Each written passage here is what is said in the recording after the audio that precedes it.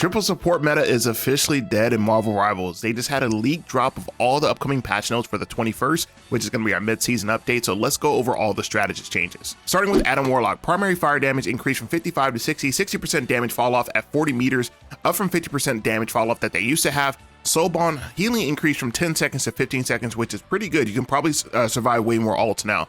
Cloak and Dagger actually got gutted, unfortunately. This was my main in Season 0, and then they overbuffed her. Now they're like overcorrecting.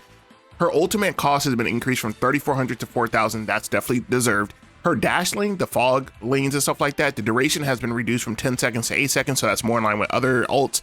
Pause in between dashes has been reduced from 1 second to 0.67, so she can actually move much faster. This is going to allow her to be able to get out of Magneto ult much easier. I think that's a win. Healing effect between the dash lanes no longer stacked. This is a huge nerf. Only one lane works when overlaid on each other, so if you're in one lane, you can get that healing over time, but you're not going to be able to survive all these ults anymore. Like, we pretty much were invincible now. You're not going to be invincible anymore. That's a huge nerf.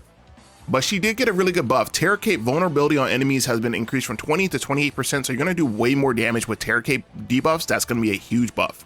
And the rest are pretty much just ult changes. Luna Snow had her ult time increased from 4,000 to 4,500, so that's about 500. Loki, this is huge, increased from 3,400 to 4,000 cost, but his ammo is going up from 10 to 12. So if you have 3 clones out, bro, and you have 12 shots, you can melt people now, and you can heal really good now with 12 shots.